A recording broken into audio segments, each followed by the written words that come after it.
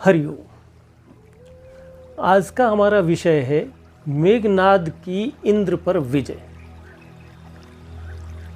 आपको हमारी वीडियो अच्छी लगे तो इसे लाइक, शेयर और सब्सक्राइब अवश्य करें। जब रावण 3 लोकपालों कुबेर, यम और वरुण पर विजय प्राप्त करके लंका में आया तो उसके पीछे उसके पुत्र मेघनाद ने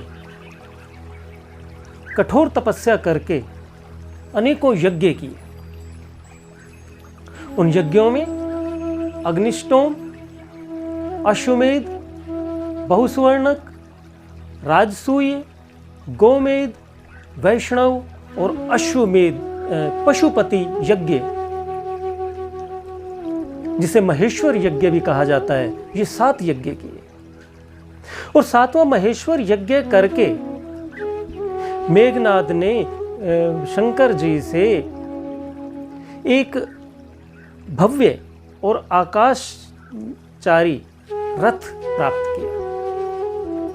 एक तामसी विद्या भी प्राप्त की जिससे अंधकार उत्पन्न किया जा सकता था, और भी अनेकों शस्त्रास्त्र प्राप्त किए।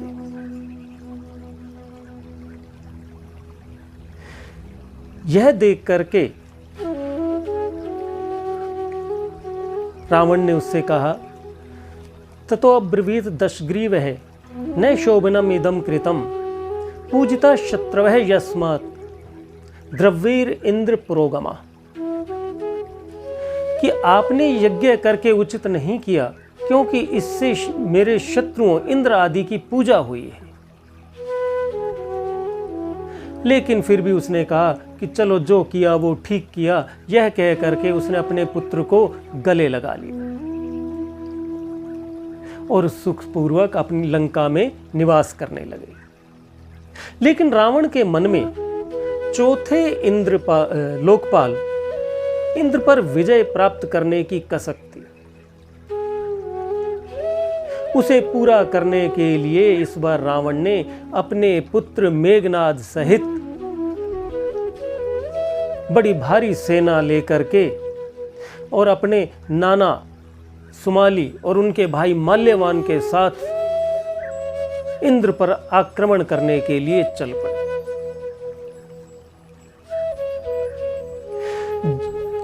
चारों ओर से शत्रु सेना का कोलाहल सुन करके इंद्र ने भी वसुओं, रुद्रों, यक्षों सबको युद्ध के लिए तैयार हो जाने के लिए कहा।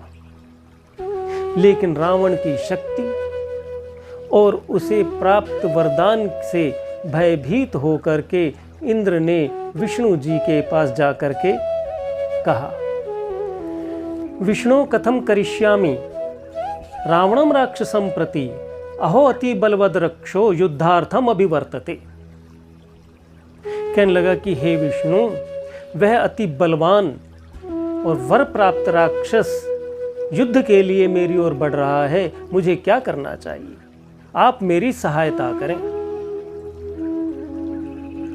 तब विष्णु जी ने कहा कि इस समय अपने पुत्र मेघनाद के सहित आए हुए रावण को रोकना अतीव कठिन है, और इस रूप में तो मैं भी आपकी सहायता नहीं कर सकता, क्योंकि ब्रह्मा जी द्वारा जो वरदान उसे दिया गया है उसमें देव रूप में मैं भी उसे मारने में असमर्थ हूं।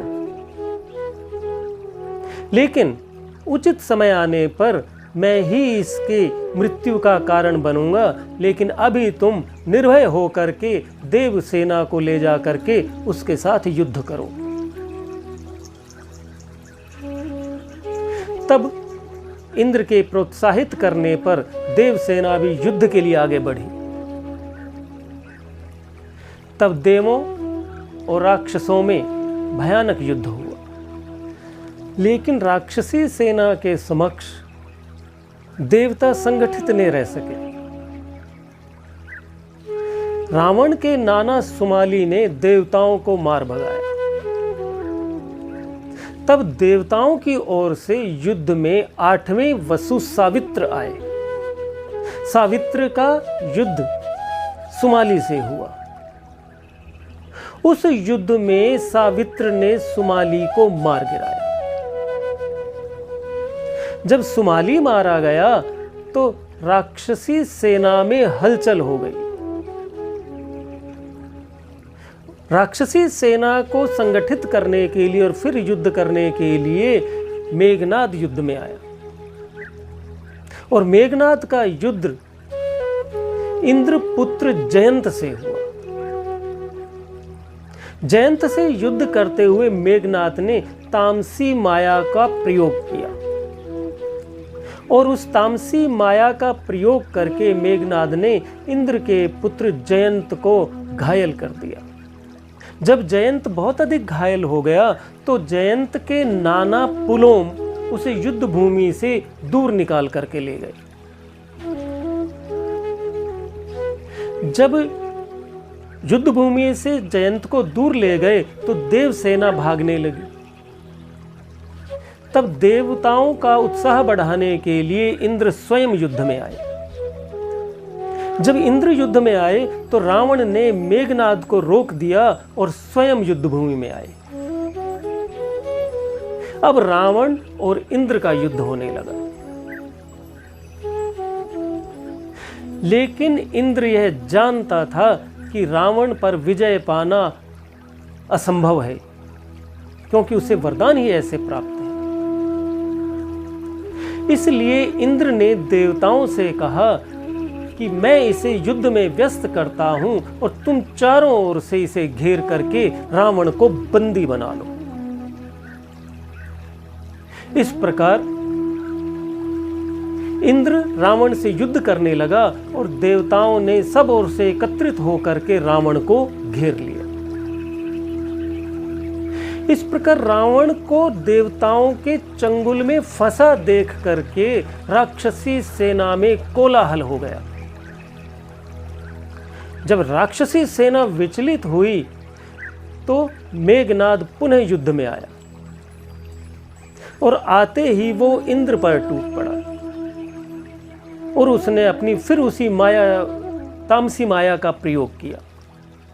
तामसी माया से अंधकार छा गया, जिससे मेघनाद तो इंद्र को देख सकता था, लेकिन इंद्र मेघनाद को देख ही नहीं सकता था।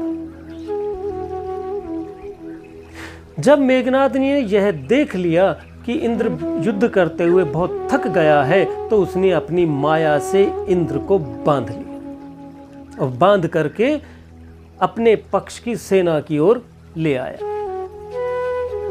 लेकिन रावण अभी भी युद्ध में व्यस्त था। तब मेघनाद ने अपने पिता रावण से कहा कि अब यह परिश्रम व्यर्थ है, क्योंकि देवताओं का घमंड चूर हो चुका है। मैंने इनके अध्यक्ष इंद्र को बंदी बना लिया है। इस प्रकार इंद्र को बंदी बना करके मेघनाद लंका में ले आया। अब देवताओं ने ब्रह्मा जी से इंद्र को छुड़ाने के लिए गुहार लगाई। तब ब्रह्मा जी स्वयं लंका में गए और रावण से कहने लगे कि आपका पुत्र बहुत ही तेजस्वी है, इसने इंद्र पर विजय पाई है, इसलिए आज से यह इंद्रजित के नाम से विख्यात होगा। अब आप इंद्र को छोड़ दें और यदि इसके बदले में आप देवताओं से कुछ चाहते हैं तो बतलाइए। तब मेघनाद ने स्वयं आगे आकर के कहा कि मुझे अमृतत्व चाहिए।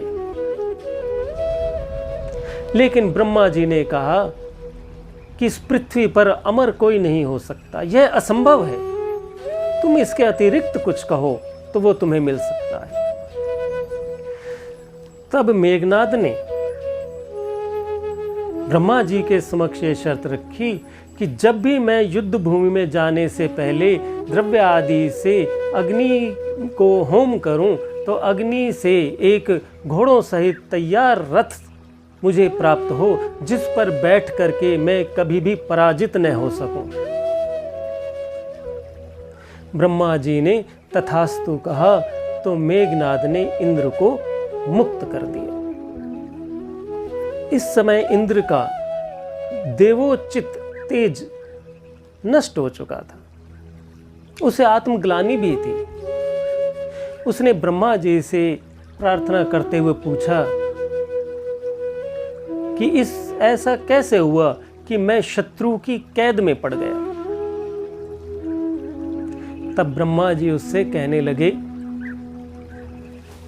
हे इंद्र, आज तुम्हें शोक और दुख हो रहा है, तो तुम विचार करो कि तुमने पूर्व में एक दुष्कर्म क्यों किया था। यह कह करके ब्रह्मा जी ने इंद्र को अहिल्या के साथ किए गए दुष्कर्म की याद दिलाई और कहने लगे, ये उसी पाप का फल है जो आज तुम शत्रु की कैद में पड़े। लेकिन अब तुम एकाग्रचित होकर के वैष्णव यज्ञ करो, उससे तुम पुनः पवित्र हो जाओगे और तुम पुनः देवताओं के राजा बन पाओगे। तब इंद्र ने वैष्णव यज्ञ किया और फिर से स्वर्ग पर देव राज्य का शासन संभाला। आज के लिए इतना ही। हम फिर मिलेंगे एक सुंदर रामायण कथा के साथ। तब तक के लिए हरि ओम।